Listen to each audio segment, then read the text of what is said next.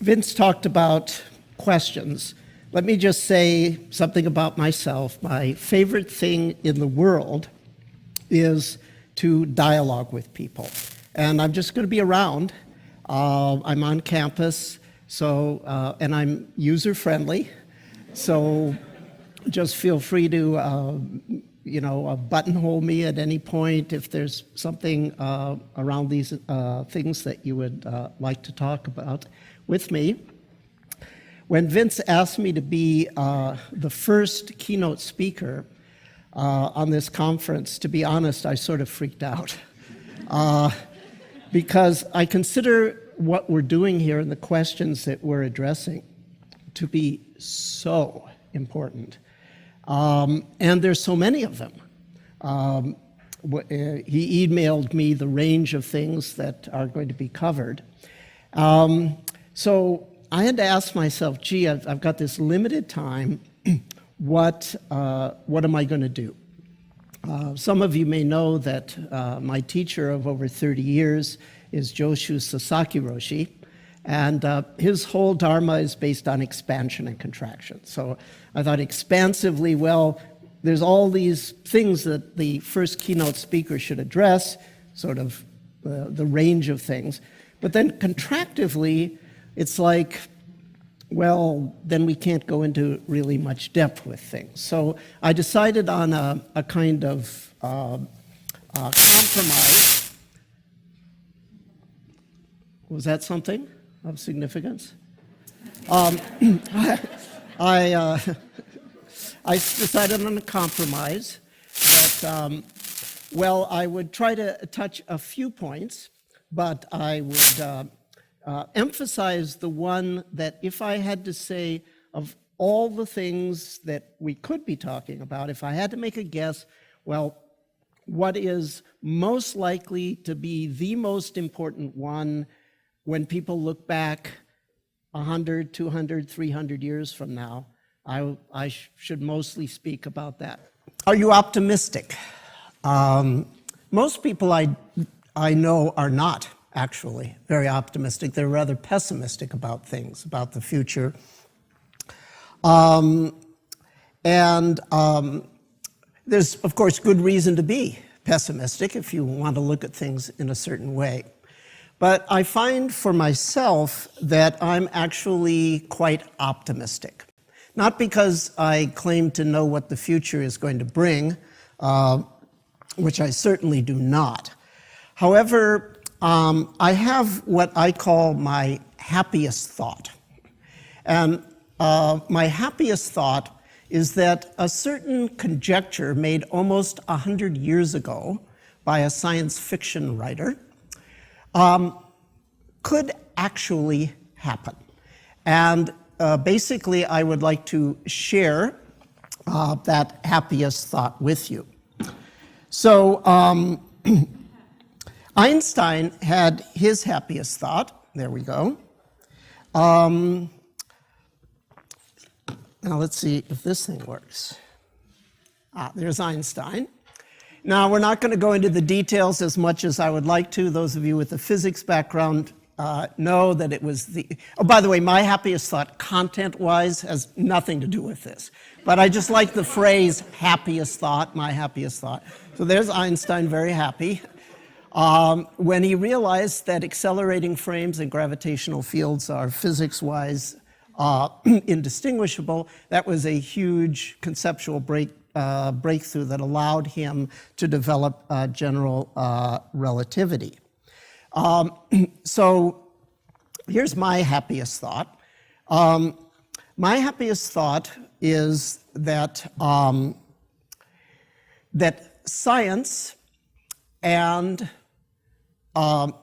contemplative disciplines in general, and specifically Buddhism as the most systematic of the contemplative disciplines, that these two worlds could cross-fertilize and give rise to something that would relatively rapidly and dramatically elevate global levels of human well-being. That's my happiest thought, and I would like to give you some evidence as to why that's not an unreasonable hypothesis. So actually, Rohan, you can hear me, can't you? Why don't you give me my next slide? We'll see if that concept works. Rather than me getting this messed up with this thing. So, most of us probably like science fiction. When you think back to the ancient origins of science fiction, what are some of the names that come up? I'm talking now about Victorian, Edwardian period, way, way back there. What are some names that come up? Jules Verne and H.G. Wells and, well, yeah, some others. So who is this? Anybody know? That's H.G. Wells. Now, what do we think about when we think about H.G. Wells? Next.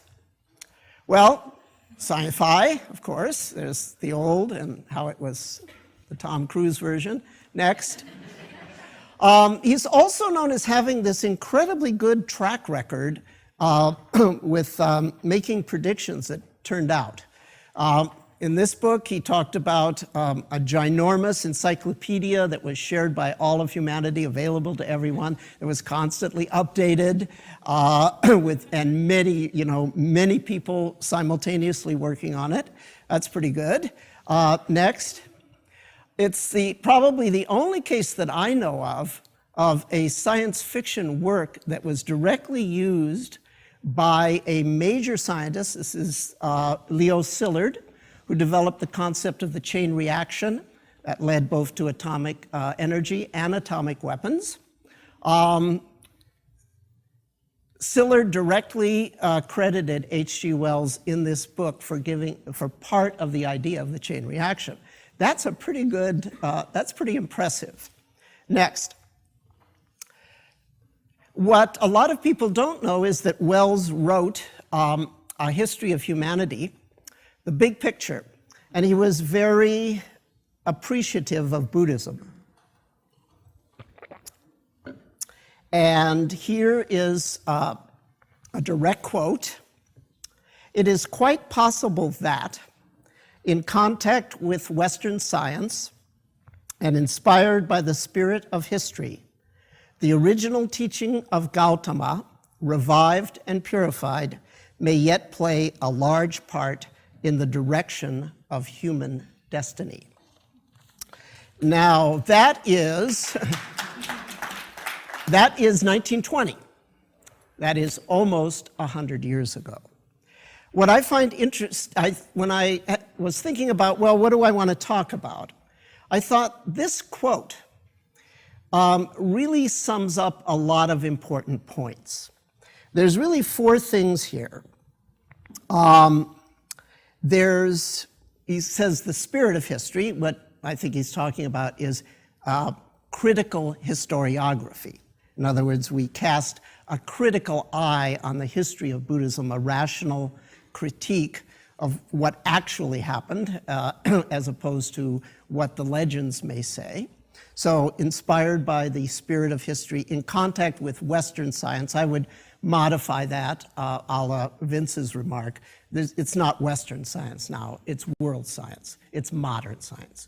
So, inspired by the spirit of history, in contact with modern science.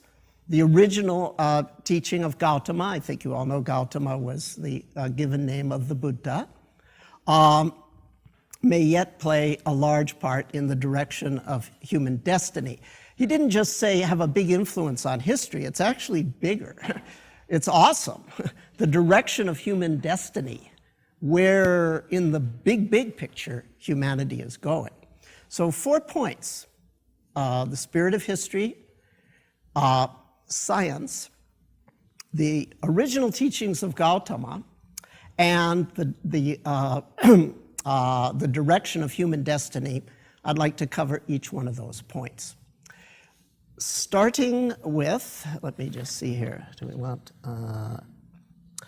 Okay, starting with history. So, what does history tell us?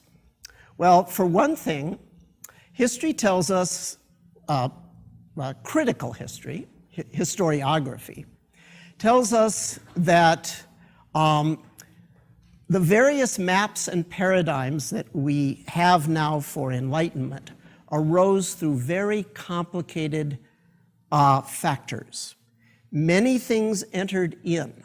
When we are given these maps that say, this is the way it is, this is the way it is, this is the way it is, and they seem to be in conflict in some cases, historical scholarship, going back and really asking, okay, to what extent were these actually based on people's experience? To what extent were these just people's later generation speculation? To what extent was it people feeling they needed to make their experience match some sort of words that had existed in the tradition? To what extent were politics involved? To what extent was it a reaction or perhaps an overreaction to what was going on in the environment, but now we're in a different environment and that overreaction doesn't really make any sense, et cetera, et cetera. Critical history could be very helpful for us in trying to untangle what seems to be very confusing paradigms and maps for Buddhist enlightenment. So that's one thing that can be useful. The other thing is, well, Buddhist history itself in the broad picture. Next, please. What we know is that Buddhism changed. It changed in India, the land of its origin, and it changed when it moved into cultures. Very roughly speaking, I'm giving a horrible, gross oversimplification of Buddhist history. But sometimes Buddhist history is a little hard because, you know, the expression, you can't see the forest because of the trees. It's like there's so much detail. Well, what's the big picture? The big picture is Buddhism moved from India into three culture areas. Southeast Asia, where it is now preserved as the so-called small vehicle, as Theravada Buddhism. The trans-Himalayan area, dominated by Tibet, but related cultures, where a much later form of Buddhist practice called the Vajrayana, or diamond vehicle, tends to dominate. And then East Asia, where China is the center, and the interaction of Indic Mahayana Buddhism with Chinese civilization gave rise to distinctively East Asian forms of Buddhism, of which the most well-known and probably historically important one is, what's the name of this one? This is Zen. But historically, Zen is the hybrid child of Indic Mahayana and Confucian Taoist Chinese culture. So, big picture about the history of Buddhism. But what else can we say? What else does history tell us? Well, what history tells us is that when Buddhism went into these three areas, once again to grossly oversimplify the history, what occurred here and here was really quite different qualitatively from what occurred here. In Southeast Asia and in the trans-Himalayan Tibetan area, Buddhism encountered essentially a pre-literate tribal culture and became the basis of the civilization. China, very different. By the time Buddhism hit China, 2,000 years ago, roughly, in the Han Dynasty, China had already had 2,000 years of their own literate civilization and their own paths, such as systematic paths, such as Confucianism and Taoism. So what we see is, broad picture-wise, the culture influences Buddhism, and Buddhism influences the culture. However, in these two instances, the culture's influence on Buddhism was, relatively speaking, less, and the Buddhism's influence on the culture was, relatively speaking, more than here. In China, there was more modification. And what we might take as a lesson from this is that Buddhism coming into the West, since we have an even more complex and in some ways more developed civilization than China of 2,000 years ago, we should expect that Buddhism will be more similar to this situation and much less like this situation. So the culture will be, our culture, the Western culture, will be somewhat influenced, but it's likely it will really hugely influence and change Buddhism. If we take a history as a sort of mirror of what could happen. So has Buddhism already significantly impacted Western civilization? So I'm going to talk about two things.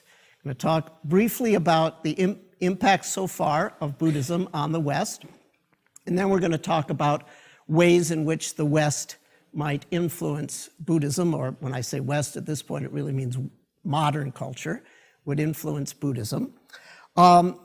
Now, many of you know this, but some of you may not know this. I would claim, actually, that Buddhism has already had a significant impact on Western culture, modern culture. Let me show you a few highlights. Next.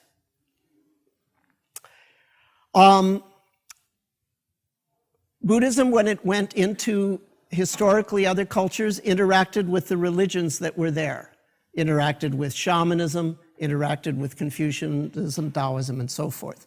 Buddhism has significantly interacted with Christianity, and that has taken the form of a revival of the Christian contemplative tradition.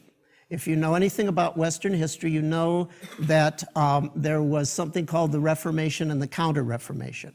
There was something called the Council of Trent, and the result of that was, and I would love to go into the details, if you're ever interested, we can talk about it, but the result of the Counter-Reformation, the rise of the Jesuits and the Council of Trent was that the Christian contemplative tradition was virtually annihilated. The forms were still there, the monasteries were still there, but the people actually expecting to attain contemplative states and competent guides to do so, that died away. It may surprise you to know that prior to the Counter-Reformation, Christianity was essentially a meditating religion. We don't think of it that way. Well, that's how much has changed in the last 400 years. Now, in contact with the systematic practices of Buddhism, all of the people here have brought contemplation back to their traditions, which is Catholic Christianity. Father Merton, Father Keating, Father DeMello, and this personal friend of mine, Father William Johnston. Here are their books. And their influence on Christianity, specifically Catholic Christianity, is not small. Everywhere Father Bill went, Zafus followed in the Catholic world. And he went everywhere in the Catholic world and just turned people on to sitting. That's pretty significant. Next.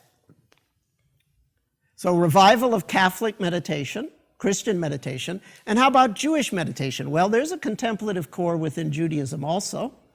Was only an intellectual tradition when I was a kid. But now, thanks to Buddhistly trained rabbis, we have a resurgence of so-called Jewish meditation. But if you look at the people who are teaching Jewish meditation, by and large, most of them have done Buddhist practice, usually mindfulness practice. And then what are you doing? You're just retrofitting into the language of Judaism your Buddhist experience, and it works like a charm. It's a very easy fit. I ran a retreat in Israel a few years ago. I had 95 native-born Israelis, and I couched the whole thing within the framework of traditional Jewish categories, but did an absolute rigorous Buddhist practice, my standard techniques, everything, and it worked like a charm. It's very easy to do this, very easy to retrofit. Okay, well, that's significant influence. Next, when I was a kid, I remember reading books by psychiatrists who spoke with great authority about Buddhist meditation being a form of psychopathology, insanity. And I believed it. So that's what I remember from the 50s. Now, the Buddhist influence on Western psychotherapy ain't small. This ain't marginal. This ain't a flash in the pan. This is mainstream. The red hot topic in therapy is mindfulness. That's what's happening now.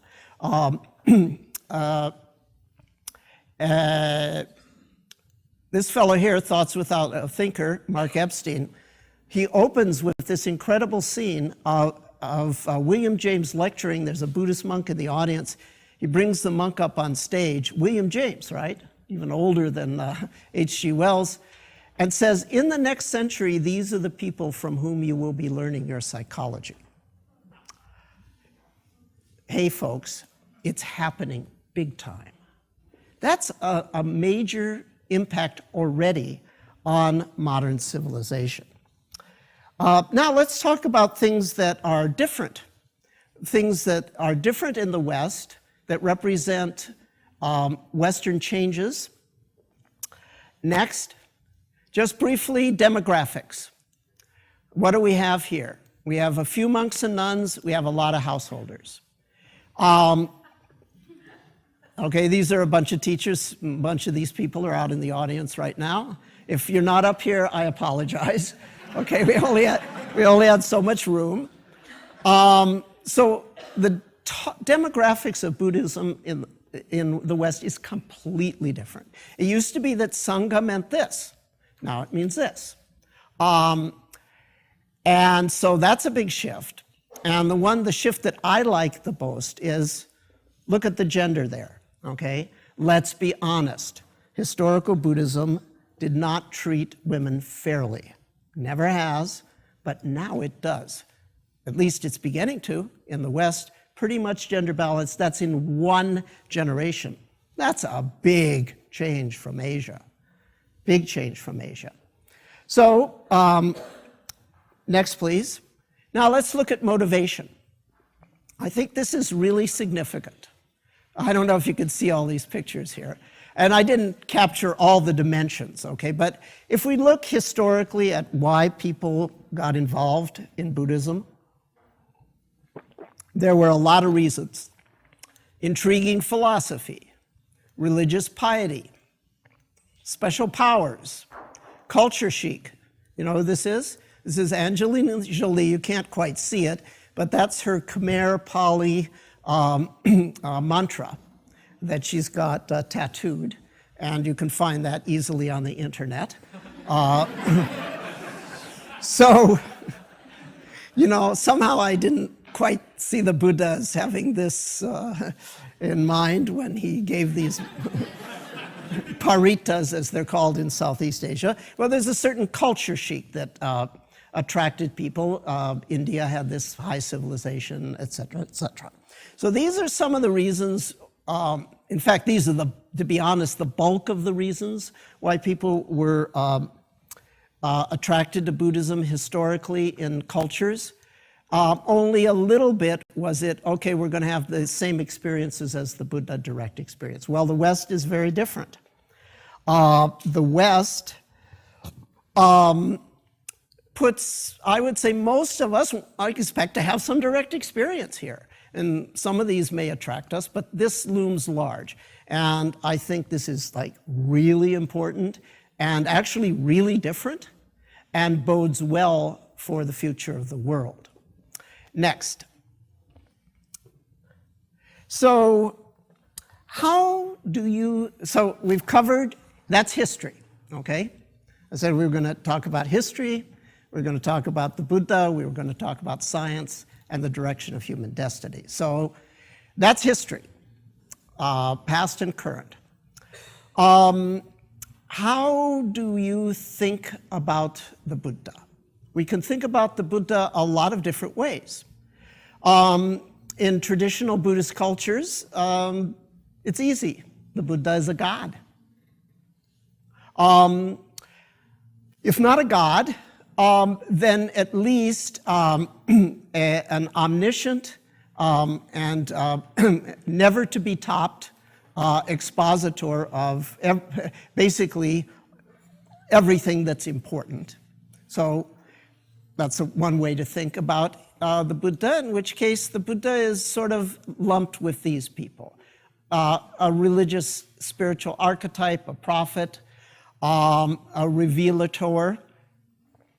Well, certainly the Buddha talked about the issues that these people talked about, but I would claim that there's another way to think about the Buddha, if you wish. I'm not asking you to think of the Buddha this way. I'm just saying there is another way to think about the Buddha.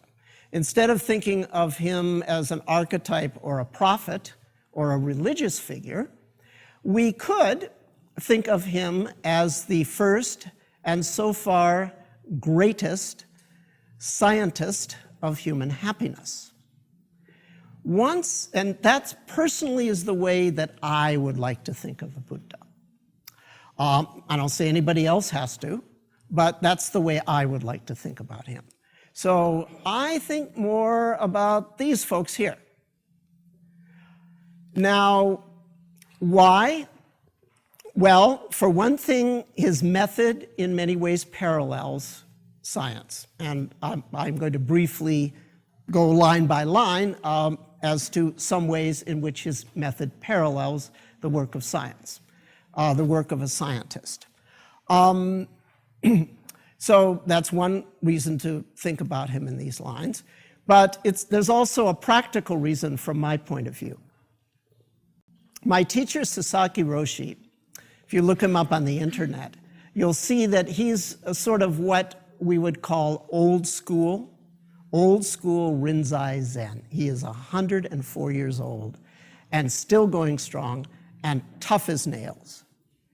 But what's interesting is, even though he is very, very old-fashioned, in some ways he's amazingly modern. One of the things he likes to say is, if you're as enlightened as your teacher, you have half the virtue of your teacher. Banda in Chinese, half the virtue. Hantoku in Japanese. What does that mean? As enlightened as your teacher, you only are half as good as your teacher. I guess we could translate into modern English. What does it mean? Well, he'll go on and say, the other half is what you create. That he says, each generation of enlightened masters is duty-bound to build upon the previous generations and make improvements, and enlightenment as a science should model itself on physicists and other scientists, and it should improve with time. Now that's a real hardline, old school Zen master saying this extraordinary thing. If we think about the Buddha here with these people, let me tell you two interesting things about these people. We start Euclid, Galileo, Newton, Maxwell. Every one of these people presented an incomplete vision of science. And every one of these people was wrong about science in several ways at least. That's an awesome thought. We don't for a moment think that these people weren't great scientists just because their formulations could be improved upon, or just because there were things in their specialty that they actually were wrong about. You can go to the internet and find a list of about 20 things that Einstein believed about science to be true that have not turned out to be true. Of course, that one of them is not special relativity, okay? And another one is not general relativity, and another one is not the photoelectric principle. okay, et cetera, et cetera. There's these huge, monumental contributions that have turned out to be true big time. But there was lots of stuff that he was wrong about. So I would like to suggest that framing conceptually the Buddha here as a proto-scientist of human happiness allows for the possibility that he might have been wrong about some things, or that there might be some things that he couldn't have known about because his culture, his technology was not up to it yet. And why is that good? I know for traditional Buddhism, what I'm saying now sounds like the incarnation of arrogance. It's the avatar of arrogance to say things like this. But it has to be said, because if indeed the Buddha is in this camp, then the prospect for growth and evolution over the next centuries is incredible. So, next. Here's an acquaintance of mine. His name is James Austin. He did traditional Zen training in Japan. Oh, I should mention by profession, he is a neurosurgeon. He did traditional Zen training in Japan and got traditional results, meaning Kensho, Satori, Enlightenment. At least at the initial levels, certified by one of the great living Zen masters in Japan, the real deal. You can read the description. It's pretty similar to the ones in Three Pillars of Zen and so forth. Often enlightenment is not sudden. I don't care what the books say. In my experience, it's often very gradual, just sneaks up on you, but sometimes it's sudden. And when it is, it always has the same smell. It's pretty cool, okay? So anyway, he had this experience and he's just walking around in this wonderland, permanently transformed. But he is thinking a thought that the Buddha could not have thought. He is thinking a thought that none of the great enlightened masters of the past could have thought. Remember, he is a neurosurgeon by profession. And what he is thinking is, something dramatic has changed inside of me. Based on what I know of functional neuroanatomy, what is it? What is it? I would suggest to you that if you want questions, that might be the question of the ages.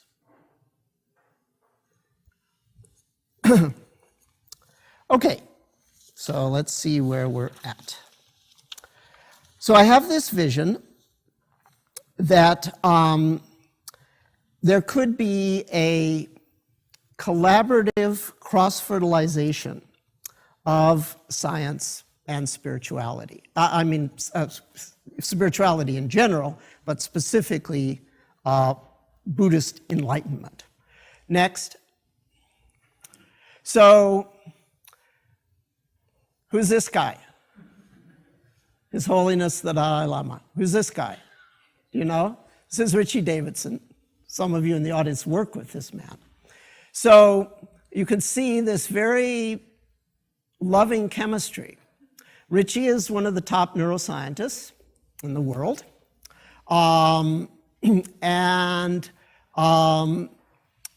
His Holiness the Dalai Lama in some ways represents the world's Buddhists.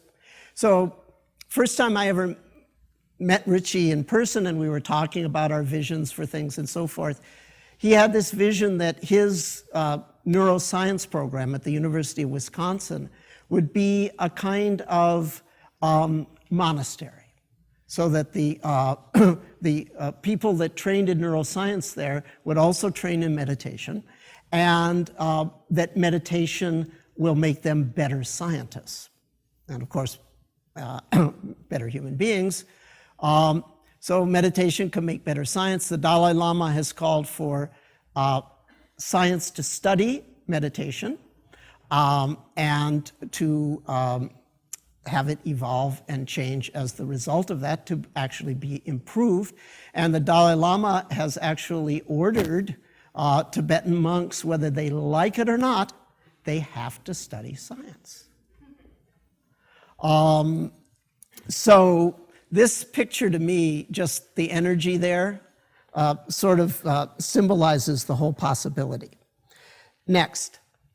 You may not be able to read this all. It says a lot. I will go through it very quickly. I contrast science, contemplative experience, and religion as an aspect of human culture. And there are some relationships here. Religion as an aspect of human culture often, but not always, has a relationship of enmity to science. Not always, but certainly sometimes. Science, in its relationship to religion as an aspect of human culture, often, but not always, has an enmity, because religion as an aspect of human culture tends to involve a lot of myth that passes itself off as history, et cetera, et cetera. So there's, and then when that myth is challenged by science, so there's often, but not inevitably, enmity. But human beings, as has often been pointed out, pragmatically, now pragmatic Dharma, it's very interesting because William James was the great pragmatist, and he was sympathetic to religion because he realized that humans needed something spiritual, and even if it was just BS, it still had some validity because it was so useful. But then some people, that won't work for it. If it's BS, I can't buy it. So is there a way out of this? I would claim that contemplative experience is the way out, because contemplative experience gives everything that people get through mythological systems and beliefs and social religious organizations. Everything that they get and more is delivered by contemplative spirituality without the need necessarily for the BS, if I may be so annoying. So what is the tradition, religion as an aspect of human culture? Traditional attitudes range from total encouragement to total rejection of contemplative experience. So in general, your fundamentalists tend to reject contemplation. In general, not inevitably, because Jewish fundamentalists are very much in favor of meditation. Discovered that in Israel. That was very interesting. But in general, so there's a wide range. Catholicism says in theory meditation is a really, really good thing. Some of the more fundamentalist Protestants say meditation is a creature of the devil. So there's quite a range there. That's the relationship of religion as an aspect of human culture to contemplation. How about science? Well, I see a two-way interaction here. There's a possible common ground based on similarity of methods and paradigms, and that goes from the contemplative to the science, and the science could improve contemplative methods. So that's sort of what I see as a possible vision. So in what way was the Buddha like a scientist, and in what way was the Buddha not like a scientist? Well, let's just quickly go through some similarities and some differences. So the scientist looks long and hard at a single question, and the Buddha and other great masters had enormous concentration power. Scientists use high-resolution awareness extending tools, and we developed something called, an important aspect of mindfulness is sensory clarity, which could be thought of as an internally generated microscope that allows us to resolve our sensory experience at very fine levels and leads to paradigm shifts. So in some ways, the work of the meditator in developing the sensory clarity aspect of mindfulness is analogous to the microscope, the telescope, the awareness extending tool of the scientist. The Buddha used a paradigm of disaggregation, divide and conquer. If you separate out the components, you'll see that there's no self there. Scientists often use a divide and conquer methodology when confronted with a complex and inscrutable system in nature. They'll try to figure out what are the independent degrees of freedom, the fundamental dimensions, the atoms of this experience, break it down into its pieces, and that will allow us to gain insight. So the Buddha discovered what in the Western science is called divide and conquer. You break things down into pieces, see how those pieces interact to create complex phenomena. The West and science in general applies that to the physical world. The Buddha applied that to the sensory experience of Sakkaya Ditthi, the perception that there is inside me a thing called self. But the method of, okay, it's just the five aggregates. When we look carefully, the emergent phenomenon of selfness disappears.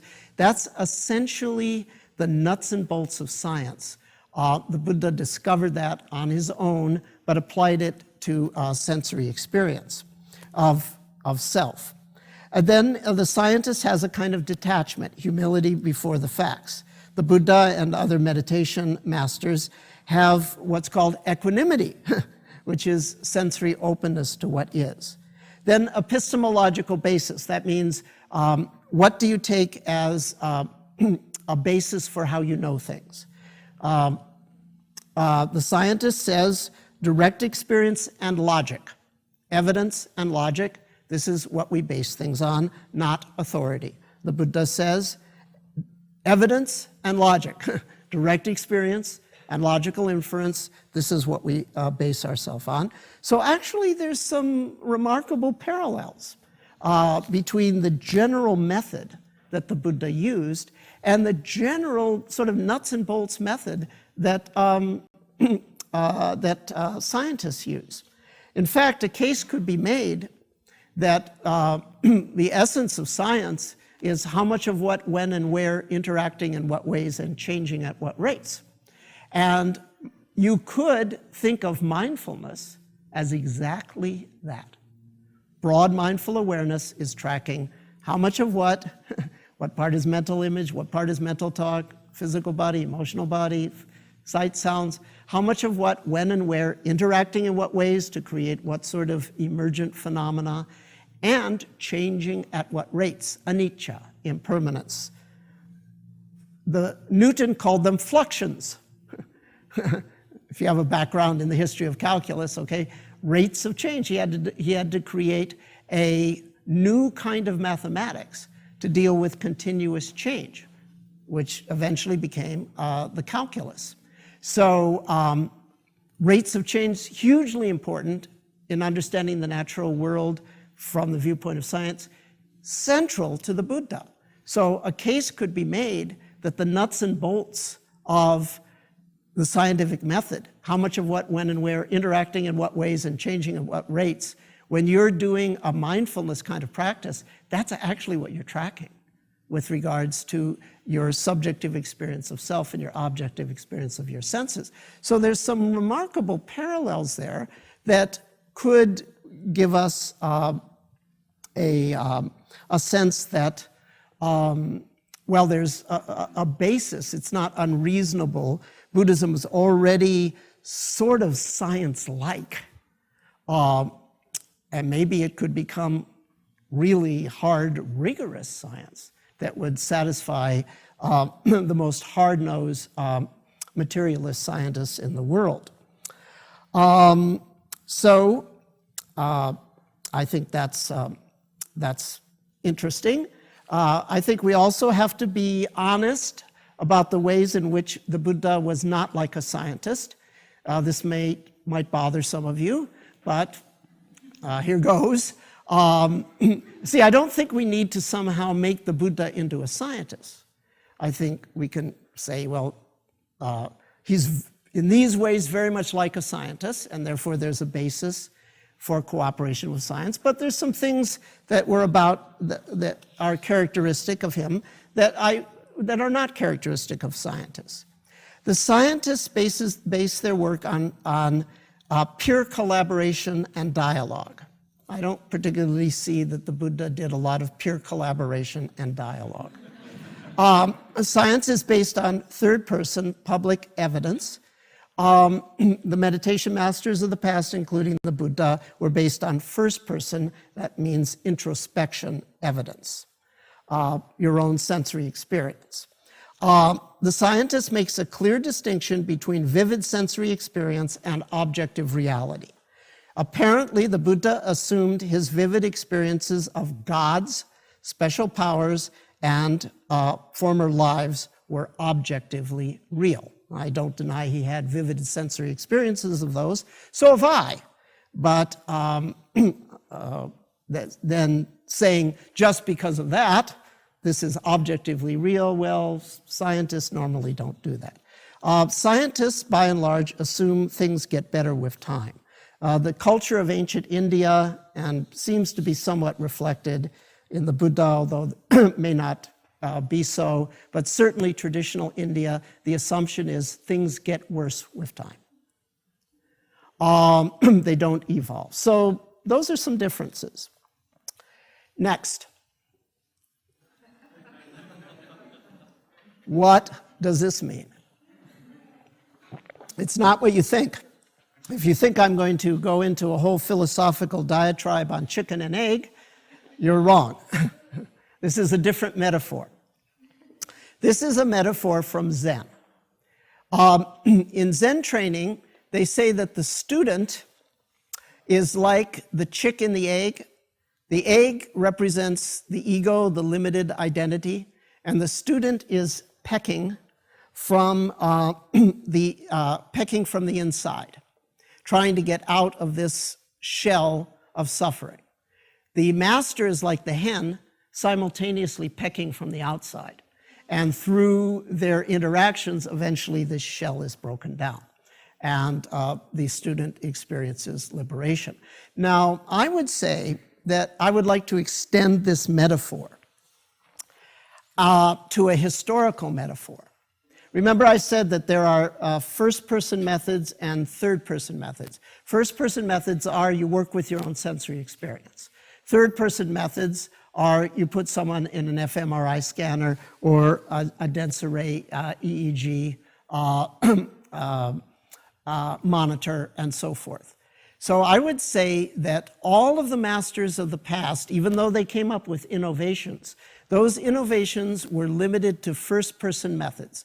They were inside the sensory egg, they worked on it, they may have had a different point of view, they broke through for their individual freedom, but it was based on first-person methods. I would see a cooperation between the contemplative adepts using first-person methods, a collaboration, and the scientists pecking from the outside. And that is, of course, indeed what we see happening, but I thought this is sort of a cool metaphor for that. So what evidence is there that it is feasible that the cooperation of science and meditative masters, this cooperation, could actually come to a breakthrough that didn't liberate just one individual, but if we take this shell to mean the current wretched state of all of humanity, that we could break through that, and that there could be a dramatic, precipitous wave, a viral wave of enlightenment involving millions, hundreds of millions of human beings that would fundamentally alter the course of human history. What heuristic evidence is there? Heuristic means doesn't prove it, but sort of points in that direction. Well, there is a lot more than I'm going to have time to talk about in the next few minutes. So I unfortunately will have to gloss over, but let me just give you a few things. Next, this is the Buddha's formulation of the Four Noble Truths stated in modern symbolic logic. Now, this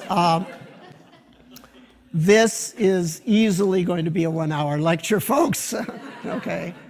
And I won't really go into it. I mean, I didn't just make this up, okay? Those that have a background, I didn't just put these symbols on there. They really are a valid formulation. But basically, he says, suffering exists, it has a necessary cause. Necessary cause means you eliminate the necessary cause and the effect goes away. So the implication of this formulation is essentially that perfection is just waiting to happen. All you have to do is get something out of the way, and nature does the rest. I could justify it if I had time, but essentially what it says is, therefore, the path is a sufficient cause for non-grasping, okay, for the elimination of tanha. And as soon as tanha is eliminated, non-suffering, which is this positive, undying fulfillment called nirvana, arises. The logical implication here is you don't have to build nirvana. You just have to knock out something that's in the way. There's a necessary cause. In other words, enlightenment is just waiting to happen. Because if we had to go to science to figure out a way to build enlightenment, that would be a tall order. But if all we have to do is ask the scientists to figure out something that needs, which as soon as you knock it out, the natural enlightenment that's waiting to happen will happen. If that's the paradigm, which is strongly implied by the Buddha's logical model here, if that's the paradigm, that's a much more tractable issue for science. Next, more evidence. These are all books about or by people that had classical Buddhist enlightenment experiences without ever meditating. Just happened. Just happened to them. That indicates to me it's part of nature. It's just waiting to happen. Let's see. Next. Do you know who this is? Jill Bolte Taylor. Another person like Jim Austin. So she is actually a neuroscientist. Has this horrific temporal lobe stroke. It wipes out something. It certainly didn't build up anything, okay? It didn't create any new structures. It wiped out something that was there, led to a profound, permanent spiritual transformation. She eventually recovered through a lot of therapy, physical therapy, but says it was all worth it. The stroke was worth it, okay?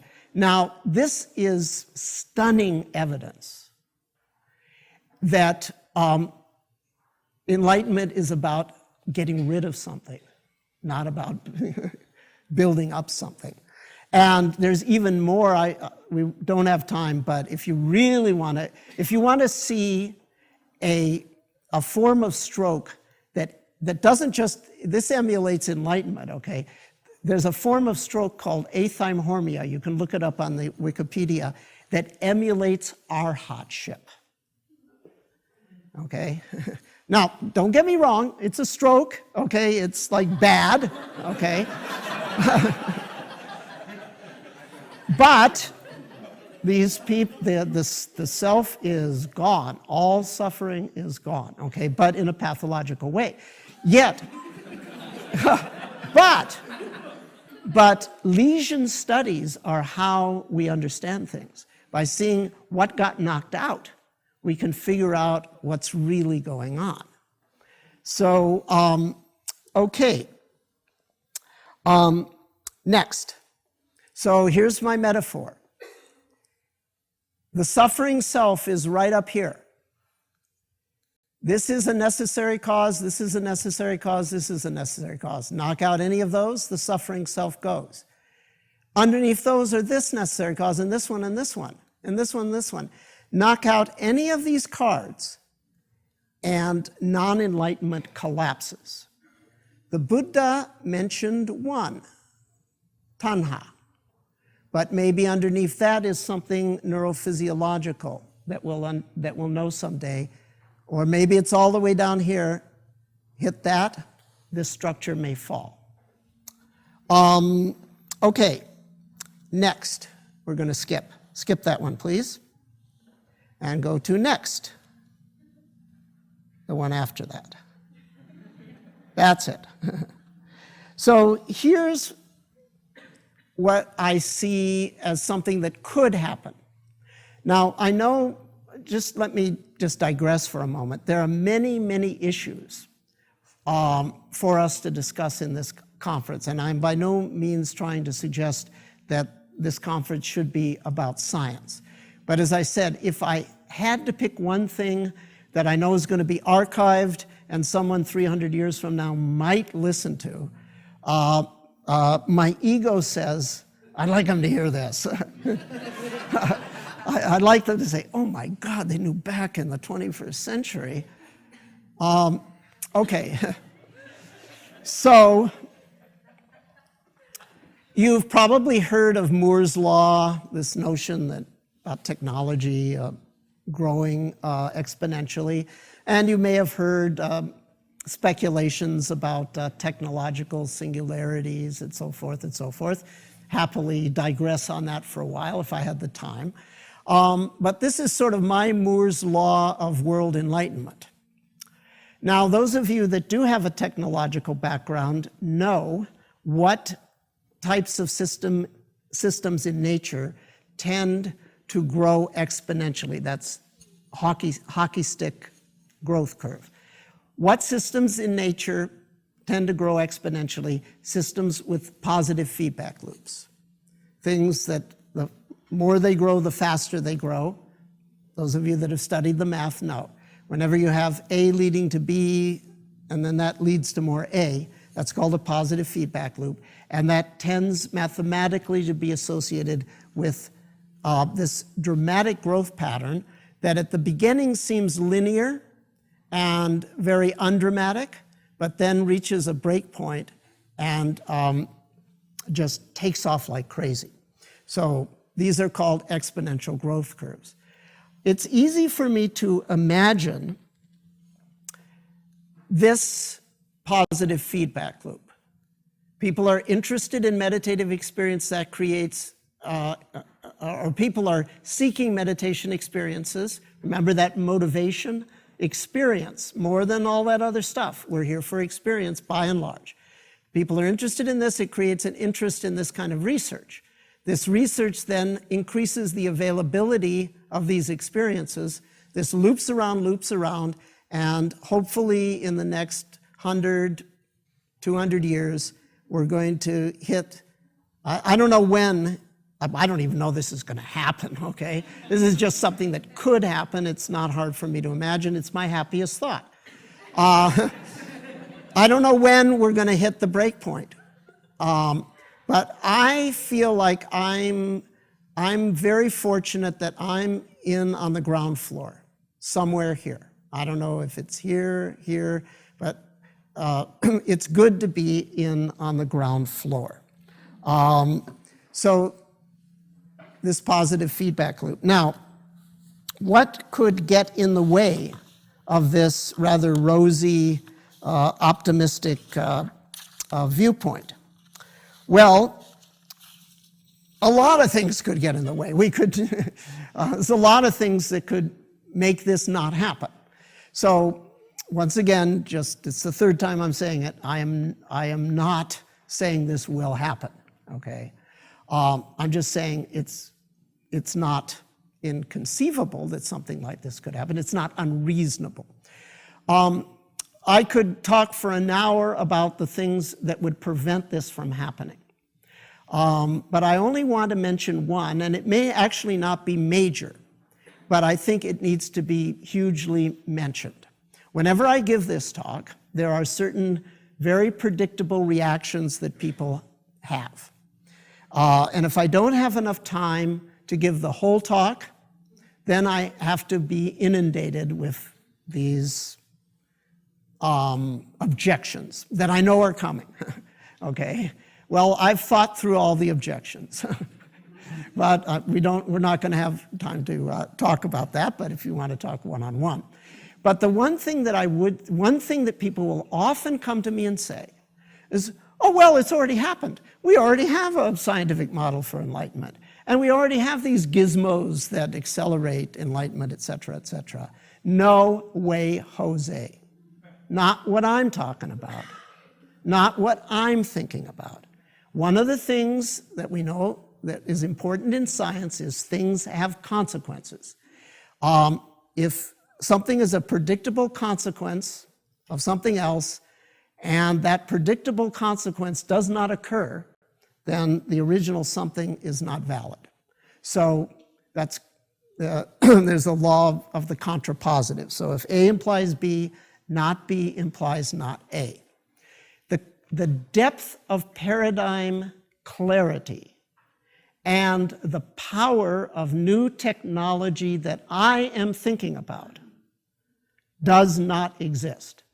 Nothing remotely like it exists at this time in history. What does exist is Galileo's telescope. I'm talking about the Hubble, okay?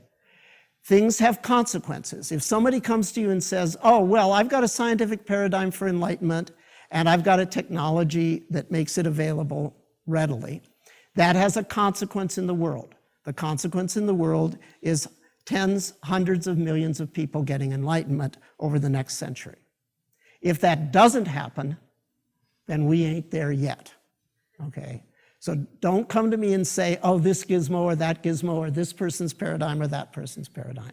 Is this gizmo or that paradigm realistically going to cause tens or hundreds of millions of stream enterers worldwide in the next 100, 200 years? If the answer is yes, then good, we're there.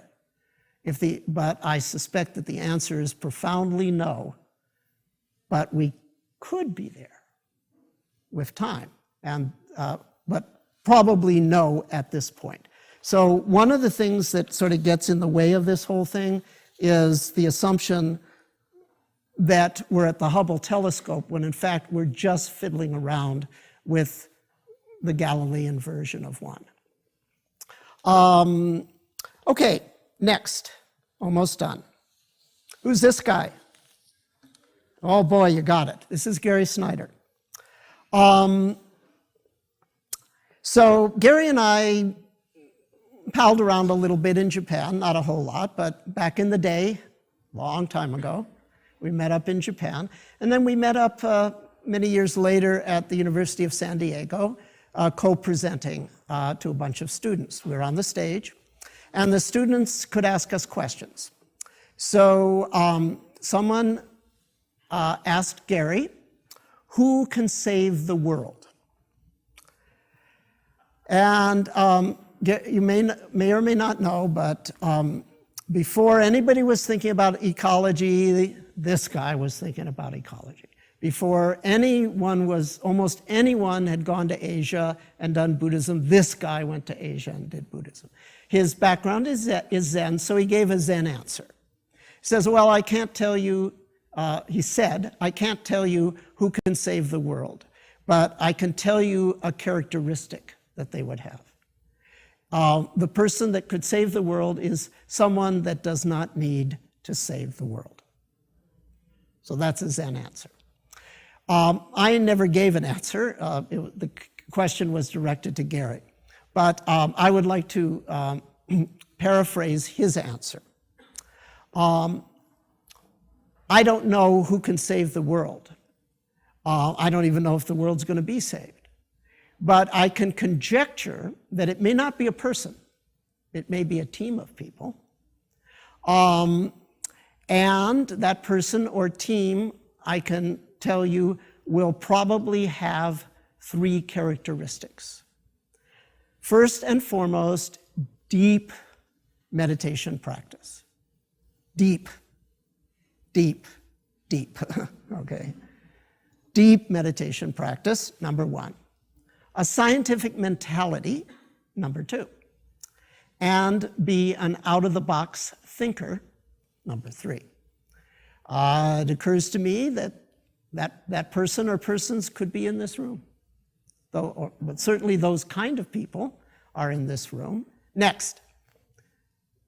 So iconically, this is Sawaki Kodo Roshi, who revived Soto Zen in the 20th century. A pretty good icon of deep practice. Who's this guy?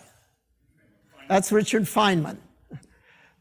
Pretty good icon of the scientific mentality.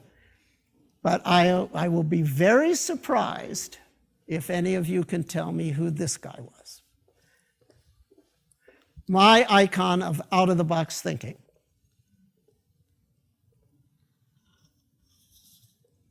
Anybody know this, has seen this picture? It is on the Wikipedia. I could give an hour lecture just on this guy. It looks sort of like he's sort of back in time, right? Like a long time ago. As much as I would like to digress, let me just say that this is a name that no one knows, hardly anyone, and the world should. I admire out-of-the-box thinking. And this guy came up with an idea so radical that we would still consider it radical in the 13th century. And what was that idea? Strong artificial intelligence. We humans aren't smart enough to solve certain problems, but maybe we are smart enough to build a machine that can think better than us. He came up with that idea. He is the true founder, the first builder of a computer. His name is Raymond Lull, L-L-U-L-L. Lull influenced Leibniz, Leibniz influenced Pascal, Babbage, Lovelace. The lineage goes back to this guy. He was an out-of-the-box thinker. And what was the artificial intelligence app that he was going, and he attempted to build the machine too. The app was to improve Christianity so that he knew Christianity was true. But then why can't you just go to any Muslim or Jew or Tartar, remember he lived in the 13th century, and just tell them about Christianity and they believe it? Because they're creatures of the devil? Well, that's what his age thought. No, he thought, it's actually not their problem, it's our problem. We don't understand Christianity well enough, and we're actually not capable. But maybe we can build a machine that would give us true Christianity, so we wouldn't need any crusades or inquisitions or jihads. We would just have a perfect exposition of logic and evidence that everyone would just accept. Now that's a pretty good thought for the just, beginnings of getting out of the Dark Ages. I'd say that's a pretty good out-of-the-box thinker. So that's Raymond Lull. So this exemplifies the three characteristics. Notice practice is biggest. So what can you do if you share a vision like this, if you're not too offended by this vision? What can you do to foster it? Probably this. And if you want to study some science, that might help and think out of the box, but mostly this. And if you're righteously offended by what I have to say, you should still do this, okay? We should all do this.